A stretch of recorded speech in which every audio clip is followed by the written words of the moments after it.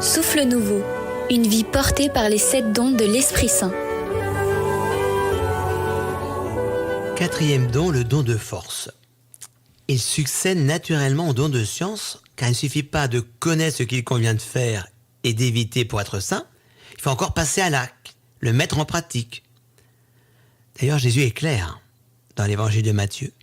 Ce n'est pas en me disant « Seigneur, Seigneur » qu'on entrera dans le royaume des cieux, c'est en faisant la volonté de mon Père qui est aux cieux. Alors certes, mon agir humain, équipé de vertu, me permet de faire des pas. Mais ça ne suffit pas, j'ai besoin d'une force surnaturelle, car j'ai 3 ennemis à combattre dans la réalisation du bien. Que sont ces 3 ennemis à combattre? La chair, l'esprit du monde et le malin. La chair qu'on appelle aussi le vieil homme, c'est-à-dire notre nature humaine qui a été contaminée par le péché originel. Vous savez, le péché originel, c'est comme un virus informatique, c'est ce qui nous fait bugger en permanence. Et c'est ce péché originel qui fait que je ne suis pas en mesure d'accomplir le bien qui m'est demandé. Saint Paul le dit admirablement bien. Je sais que le bien n'habite pas en moi, c'est-à-dire dans l'être de chair que je suis. En effet, ce qui est à ma portée, c'est de vouloir le bien, mais pas de l'accomplir. Je ne fais pas le bien que je voudrais, mais je commets le mal que je ne voudrais pas. Si je fais le mal que je ne voudrais pas, alors ce n'est plus moi qui agis ainsi, mais c'est le péché, lui, qui habite en moi.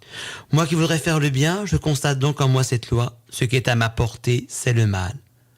Au plus profond de moi-même, je prends plaisir à la loi de Dieu. Mais dans les membres de mon corps, je découvre une autre loi, qui combat contre la loi qui suit ma raison et me rend prisonnier de la loi du péché présente dans mon corps. Oh, un exemple tout simple, hein.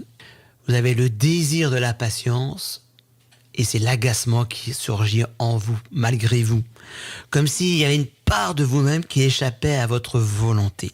Voilà ce que c'est que le vieil homme qui nous empêche d'avancer.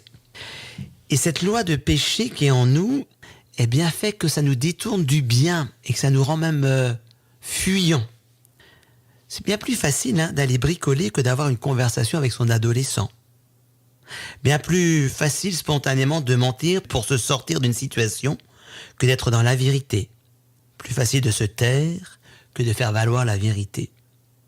Là, nous mesurons combien nous avons besoin de la force de Dieu. Notre deuxième ennemi, c'est l'esprit du monde avec ses fausses solutions. Du genre, oh, un petit mensonge n'a jamais fait de mal. Ces mauvaises méthodes, du genre la fin justifie les moyens. C'est aussi cet esprit du monde qui va vanter de plus en plus aujourd'hui le confort au détriment du courage. Et puis l'esprit du monde, c'est toutes ces paroles paralysantes qui s'accumulent sur moi au fil des années. De toute façon, tu n'y arriveras pas. T'es pas fait pour ça. Là, autant de chaînes, autant de menottes qui ligotent non seulement ma volonté, ma force d'agir. Et puis on a un troisième ennemi qu'il ne faut jamais oublier, le diable qui, comme le dit Saint Pierre, rôde comme un lion rugissant cherchant à nous dévorer. Oh, cet esprit est très subtil. D'abord, c'est un esprit d'accusation. La Bible appelle toujours le malin l'accusateur. Il nous accuse de mille et une manières. Il nous accuse chaque fois que nous faisons le mal. Il nous accuse d'être incapables. Il nous fait accuser les autres. Il paralyse. Il induit en nous souvent de fausses bonnes réponses. Il répand l'esprit de peur et il nous fait être très souvent agacés. Imaginez-vous, messieurs, au volant de votre voiture et votre femme vous donne un conseil de prendre un autre chemin que celui que vous aviez prévu. Ça a l'art d'agacer. En fait, c'est le malin qui vous titille. Oui, nous avons bel et bien besoin de la force de Dieu pour combattre de tels ennemis. Non seulement pour combattre de tels ennemis, mais aussi pour faire la volonté de Dieu qui est surhumaine. En tout cas, au-dessus de nos forces naturelles spontanées, comme aimer ses ennemis, pardonner à ses ennemis. On comprend pourquoi Jésus nous a dit « Hors de moi, vous ne pouvez rien faire ». Alors ce don de force, lorsque nous le laissons prendre autorité sur nous, prendre le contrôle de la situation, voilà ce qu'il produit en nous. Il nous permet d'abord de gagner le combat spirituel contre la chair, la mondanité et le mauvais. Il nous donne une force vraiment ici surhumaine. Il nous permet aussi de surmonter les épreuves, les difficultés rencontrées dans la réalisation des œuvres de Dieu.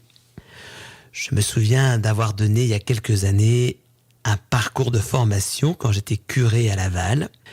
Et lors de la dernière rencontre, nous devions avoir un temps de prière à l'Esprit Saint.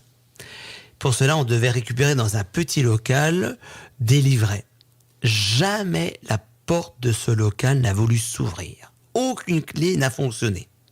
Ça aurait pu nous mettre dans tous nos états, créer du stress, ça en a créé beaucoup aux uns et aux autres.